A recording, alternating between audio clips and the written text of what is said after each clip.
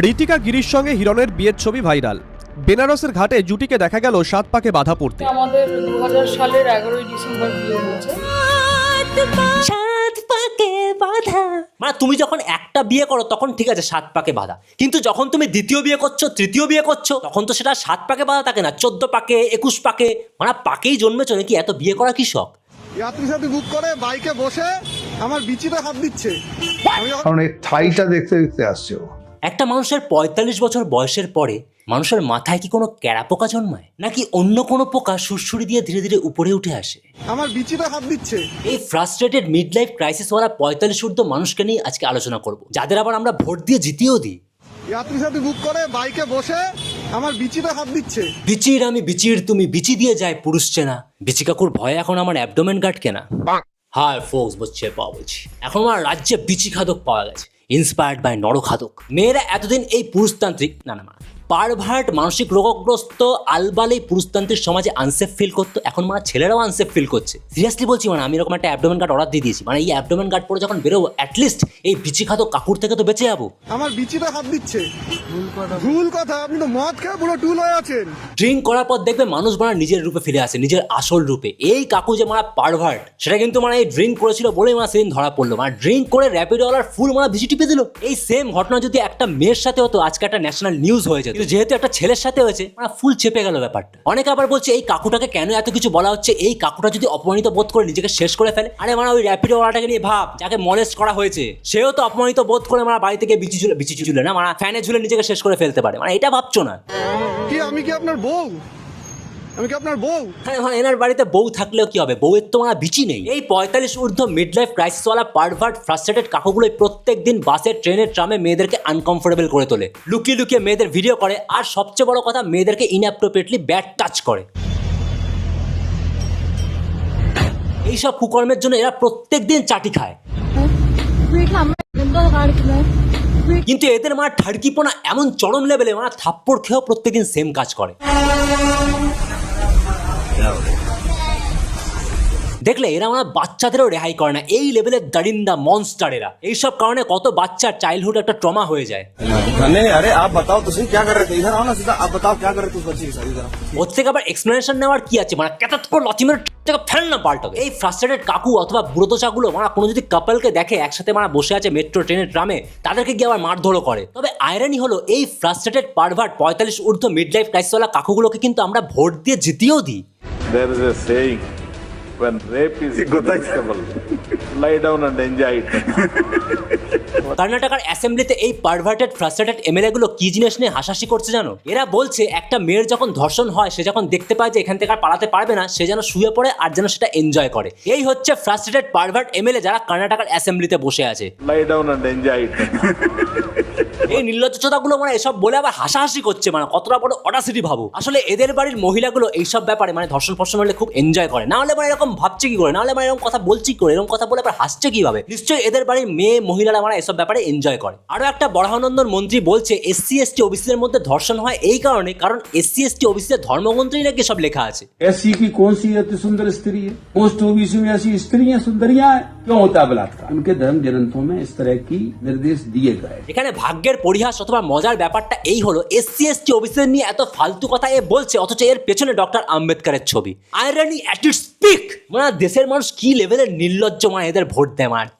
আমাদের দেশের মন্ত্রীগুলোর মেন্টালিটি যদি এরকম হয় তাহলে প্রজাদের কি হবে ভাবো। অথবা এরকমও বলতে পারো, প্রজারা যেরকম মেন্টালিটি হয় সেরকম রাজাই তো চুজ করে, তাই না? কিন্তু ঠাড়কিপনা ভাববে না, আমার 45 বছর বয়স হয়নি, আমি মানে নর্মাল একটা নিঃস্বার্থভাবেই মানে কিস দিই, ঠিক আছে? আর কাকে কিস দিচ্ছি বুঝতেও পারি না, সবাই মানে আসো স্ক্রিনে মুখ বাড়াও, আমি আমার ছেলে মেয়ে নির্বিশেষে সবাইকেই মানে কিস দিই নিঃস্বার্থভাবে, ডিজিটালি, কাউকে দেখে নয়। কিন্তু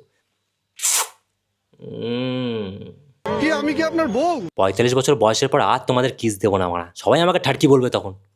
সমাজে মেয়েরাই মেয়েদের পাশে নেই। আমাদের এখানে তো আবার একজন আছে, সে আবার সব ধর্ষণের ঘটনাকে সাজানো ঘটনা বলে দেয়। মেয়েরাই মেয়েদের শত্রু। একজন পদ্মশ্রী পাওয়া মহিলা, সে আবার নৃত্যশিল্পী। সে ইন্টারভিউতে এসে আজ অব্দি দেখলাম না তার নৃত্যশিল্পী নিয়ে বা তার শিল্পকলা নিয়ে কোনো কথা বলতে। সে আলোচনা করে মেয়েদের ধর্ষণের জন্য নাকি কাপড় দায়ী। সে ইন্টারভিউতে এসে বলে মেয়েদের শাড়ি পরার ধরন দেখেই নাকি সে বলে দেয় কে নাকি ল্যাম্পপোস্টের তলার মেয়ে। আমার মনে হয় ছেলে মেয়ে এটাকে আলাদা করা যাবে না। মানে 45 বছর বয়সের পর ছেলে মেয়ে দুজনেরই কিছু কিছু সংখ্যক মানুষের মানে মাথা ফুল দুচে যায়। আমি মানে প্রত্যেকদিন ভগবানের কাছে প্রার্থনা করি যে এই ফ্রাস্ট্রেটেড পারভার্ট মানুষগুলোকে মানে তুলে নাও। আমি ভাবছি ভগবান কিছু করবে, ভগবান ভাবছে আমি কিছু করবো, তার মাঝখান দিয়ে ফ্রাস্ট্রেটেড পারভার্ট কাকু মানে কাকু মানে বিচি টিপে চলে যাচ্ছে। তখনই মানে বুঝতে পারি ভগবান বলে কিছু নেই। না হলে মানে 5 বছরের একটা শিশুর সাথে যখন ধর্ষণ হয়, তোমার ভগবান, তোমার দোষ না, ভগবান কি মানে ওটা দেখে এনজয় করে? আবার অতি ধার্মিক মানুষগুলো বলে ভগবান নাকি আগের জন্মে টেস্ট নিচ্ছে এই বাচ্চাটার। তার মানে ধর্ষকটার কোনো দোষ নেই, তাই তো? কি লেভেলের অন্ধদোচা, বোকাদোচা, লেওড়াদোচা মানুষজন মানে ব্রেন ওয়াশ হওয়া মানুষজন মানে আমাদের পৃথিবীতে আছে ভাবো। এই ডিলিউশনাল ভগবানের নাম নিয়ে কত মারা ধর্ষক কত কিছু করে বেরিয়ে গেল, তাই না? আর আমাদের দেশের আইন ব্যবস্থা, ধর্ষকরা জেল থেকে মুক্ত পেয়ে ঘুরে বেড়াচ্ছে, আর দেশের জ্ঞানীগুণী মানুষদের জেলে পোড়া হচ্ছে। ফোর্থ ফেল অশিক্ষিত ধর্ষক ক্রিমিনাল গুন্ডাদের ভোট দিস, কি নির্লজ্জ রে তোরা। একবার ভেবে দেখেছো মানে একটা মন্ত্রী, শিল্পী, অ্যাক্টর এইসব বালছাল টপিক নিয়ে কেন ইন্টারভিউ দেবে? এইসব বালছাল টপিক নিয়ে কেন আলোচনা করবে? নিজের শিল্পকলা নিয়ে অথবা সায়েন্স নিয়ে, ইনোভেশন নিয়ে কখনো এদেরকে আলোচনা করতে দেখেছো? আমরা ওদের ভোট দিই কারণ আমাদের দৈনন্দিন জীবনকে যেন বেটার করে তোলা যায়। আমাদের যে ইউথ আছে, এই যে একটা ইয়াং জেনারেশন আছে, তাদের কিভাবে মোটিভেট করা যায়, এই সব জিনিস নিয়ে আলোচনা করবে কোথায়? তা না করে একদম নিম্নরুচি থার্ড ক্লাস একদম ফালতু লেভেলের আলোচনা করে ইন্টারভিউতে এসে। 3টে মেয়ে যাচ্ছে রাস্তা দিয়ে, একটা পরে আছে শাড়ি, একটা পরে আছে সালোয়ার কামিজ, একটা পরে আছে শর্ট স্কার্ট। ওয়েট, আরে বসো, খুব গুরুত্বপূর্ণ একটা আলোচনা। পেছনে আসছে 3টে ছেলে, পরে যাচ্ছে, তারপরে 3টে রাস্তায় চলে গেল। এই আলোচনার দ্বারা আমাদের রাজ্যের তথা দেশের বিশাল উন্নতি হবে। মানে শোনো গল্পটা। কার পেছনে এই দুটো ছেলে যাবে সবাই জানে, কারণ এই থাইটা দেখতে আসছে ও, যেটা কারো দেখতে পাচ্ছে। কি ইউনিক ইনোভেটিভ সায়েন্টিফিক টপিক ভাবো, মেয়েদের থাই আর মেয়েদের ড্রেস। এমএলএ এর ফুল ফর্ম হচ্ছে member of the legislative assembly, member of the leg analyst নয়। কারণ এই থাইটা দেখতে আসছে ও। এই ফ্লপ অভিনেতা আর নিম্নরুচির নেতার কথা অনুযায়ী একটা মেয়ের থাই দেখা যাচ্ছে মানে তার পেছনে কিন্তু ছেলেরা যাবেই। এনার কথা অনুযায়ী মেয়েটারই তো দোষ, ছেলেরা তো পিছু নেবেই, ওটা তো কোনো দোষ নয়। আরজি করার ঘটনায়, কলকাতা ল কলেজের ঘটনায় কিরকম থাই দেখা যাচ্ছিল এমএলএ দাদা? মানে ছেলেদের কোন বিষয় শোধরাতে হবে, ছেলেদের কোন বিষয়ে পিছু নেওয়া উচিত না, ছেলেরা কিভাবে নিজেদের সেলফ কন্ট্রোল করবে, এইটা শেখানো হবে না। সব ব্যাপারে কিন্তু মেয়েদের দিকেই আঙুল তোলা হবে। মেয়েদের ড্রেস নিয়ে, মেয়েদের ধর্ষণ হচ্ছে সেটাতেও তাদের দোষ বলা হবে। আসলে একটা ধর্ষকও কিন্তু সেম মেন্টালিটির হয়, ধর্ষণ করার পর মেয়েটারই দোষ দেখে। আমাদের দেশের 45 ঊর্ধ্ব এসব কিছু ফ্রাস্ট্রেটেড পারভার্ট এমএলএ এমপিদের জন্যই কিন্তু আজকে দেশের এই হাল, মেয়েরা এত আনসেফ। কারণ এই থাইটা দেখতে আসছে ও। আচ্ছা এমএলএ দাদা, আপনি বলছেন থাই দেখতে দেখতে ছেলেরা পিছু নেবে, মানে ছেলেদেরকে এই লেভেলে বদনাম করা হচ্ছে আর ছেলেরা মেনেও নিচ্ছে। মানে কি অবস্থা আমাদের সমাজের ছেলেদের, মানে ছেলেদেরকে এই লেভেলে বদনাম দেওয়া হচ্ছে, মানে সবাই মেনেও নিচ্ছে, মানে বিদ্রোহ করছে না। তবে আপনার একটা ফ্লপ সিনেমা দেখেছিলাম, সিনেমাটার নাম ছিল বেদের মেয়ে জ্যোৎস্না। সেই বেদের মেয়ে জ্যোৎস্না সিনেমায় একটা মেয়ে শাড়ি পরা, পুরো ঢাকা, সে কিন্তু জঙ্গলে গিয়েছিল। শাড়ি পরা, সম্পূর্ণ ঢাকা শরীর থাকা সত্ত্বেও সেই জঙ্গলে ওই মেয়েটাকে একটা ধর্ষক এসে কেন ধর্ষণের চেষ্টা করছিল? উত্তরটা দিন দাদা। এই এমএলএ দাদা কি উত্তর দেবে জানো তো? একটা মেয়ে জঙ্গলে কেন যাবে? এদের কথা অনুযায়ী ধর্ষকদের কখনো দোষ হতেই পারে না বাবা। 3টে মেয়ে যাচ্ছে, আর পুলিশ এটা বলেছিল, খুব ভালো। আপনি তো এমএলএ, এরপর থেকে যখন ওই পুলিশের সাথে আড্ডায় বসবেন, মেয়েদের থাইয়ের টপিক বাদ দিয়ে একটু কনস্ট্রাকটিভ আলোচনা করবেন। এবারে আসি আজকের আকর্ষণ 45 ঊর্ধ্ব তোমাদের হিরো হিরণদার কথায়। 2000 সালের 11ই ডিসেম্বর বিয়ে হয়েছে, আর আমার 19 বছরের একটা মেয়ে আছে। এটা সবচেয়ে বড় কথা, ডিভোর্স হয়নি। ফ্লপ হিরো হিরণদা ডিভোর্স না দিয়ে নিজের মেয়ের বয়সে একটা মেয়েকে বিয়ে করেছে, মানে দ্বিতীয় বিয়ে। 2000 সালের 11ই ডিসেম্বর বিয়ে হয়েছে।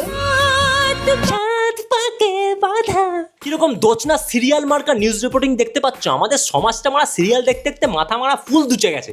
এটা সবচেয়ে বড় কথা, ডিভোর্স হয়নি।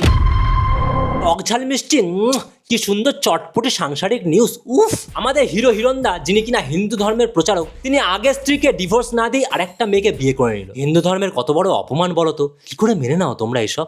আবার অনেক দোচনা বলছে হিরণদার তো ইন্টারনেটে 40 বছর বয়স লেখা আছে, 25 বছর আগে বিয়ে হলে তো হিরণদার 15 বছর বয়স হয়। হি। তোমাদের হিরণদা যখন 21 সালে নমিনেশন পেপার জমা দিয়েছিল ইলেকশনের সময়, সেখানে 45 বছর বয়স লেখা ছিল। তার মানে এখন হিরণদার বয়স 49+। সত্যি মানে 45 বছর বয়সের পরেই কিছু মানুষের এরকম মিড লাইফ ক্রাইসিস নিয়ে অথবা এরকম ফ্রাস্ট্রেশন অথবা এরকম পারভার্ট কেন হয়ে যায়? যারা আমরা সাইকোলজিস্ট আছো বা সাইকোলজি নিয়ে পড়ো, তারা আমরা কমেন্ট করে জানিও তো কেন এরকম হয়, মানে মাথা পাতা এরকম বিগড়ে যায় কেন, মানে ক্যারা পোকা কেন জন্মায়? জিজ্ঞেস করেছি বা আমার মেয়ে জিজ্ঞেস করেছে, তখন বলেছে যে না এটা ফেক, মেয়েটা আমাদের ব্ল্যাকমেলিং করছে, আমাকে ব্ল্যাকমেলিং করে, আমাকে এই দাও ওই দাও করে। টলিউডের বুড়ো হাবড়া তাপড়া হিরণদা যে বাচ্চা মেয়েটাকে বিয়ে করেছে, সেই বাচ্চা মেয়েটা নাকি আমাদের বুড়ো হাবড়া তাপড়া হিরণদাকে ব্ল্যাকমেল করতো। কি নিয়ে ব্ল্যাকমেল করতো, কেন ব্ল্যাকমেল করতো, কি হতে পারে বলতো? মানে আমাকে আর তোমাকে তো নর্মালি, আমি আর তুমি তো মানে কোনো মেয়ের থেকে এভাবে ব্ল্যাকমেল হচ্ছি না, তাই না? কি হতে পারে, কি হিসেবে ব্ল্যাকমেল করতে পারে একটা মেয়ে?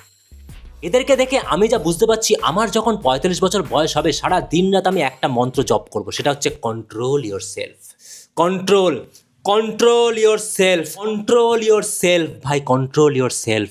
আমাদের দেশের এমপি এমএলএ মন্ত্রীদের এই অবস্থা, অথচ কিছুদিন আগে একটা ইঞ্জিনিয়ার নয়ডাতে একটা নালায় পড়ে গিয়েছিল। খুবই নর্মাল একটা নালা ছিল ভাই, এমন কোনো দুর্গম ব্যাপার ছিল না, তাকে বাঁচানো গেল না, উদ্ধার করা গেল না ভাই, সে মারা গেল ওখানে। দেশের মন্ত্রী এমএলএ এমপিরা মেয়েদের থাই নিয়ে আলোচনা করবে, ধর্ষণ নিয়ে হাসাহাসি করবে, মেয়ে ঘটিত কেসে জড়িয়ে ব্ল্যাকমেইল হতে থাকবে, তাহলে মানে তোমাদেরকে কে বাঁচাবে বলো এইসব কেসে? তোমাদের দৈনন্দিন জীবনে কিভাবে হেল্প করবে এরা যদি সারাদিন ওইসব জিনিস করতে থাকে? যত ধর্ষক, গুন্ডা, ক্রিমিনাল, ফোর্থ ফেল, অশিক্ষিত মানুষদের ভোট দিবি, অথচ একটা ডেভেলপড কান্ট্রি আশা করবি? আশায় মরে চাষা। রাজস্থানে একটা মন্ত্রীর বউ অসুস্থ হয়েছিল, তার জন্য হেলিকপ্টার চলে এসেছিল, আর এদিকে দেশের ভবিষ্যতে একটা ইঞ্জিনিয়ার নালায় পড়ে গেল, তাকে বাঁচানো গেল না। তোরা যারা এ পার্টি ও পার্টি নিয়ে ঝামেলা করিস, পার্টিগুলো ঝান্ডা নিয়ে রাস্তায় নামিস, বাইক নিয়ে র্যালি করিস, মিনিমাম লজ্জাটুকু আছে, মানে মিনিমাম লজ্জা, সেলফ রেসপেক্ট। নেক্সট টাইম থেকে এসব এমএলএ এমপি মন্ত্রীদের থেকে ছোটরা কি শিখছে? থাইটা দেখতে দেখতে আসছে, এই এমএলএ এমপিদের থেকে ছোটরা কি শিখছে? থাইটা দেখতে দেখতে আসছে। থাইয়ের গল্প শুনে আমার বিচিতে হাত দিচ্ছে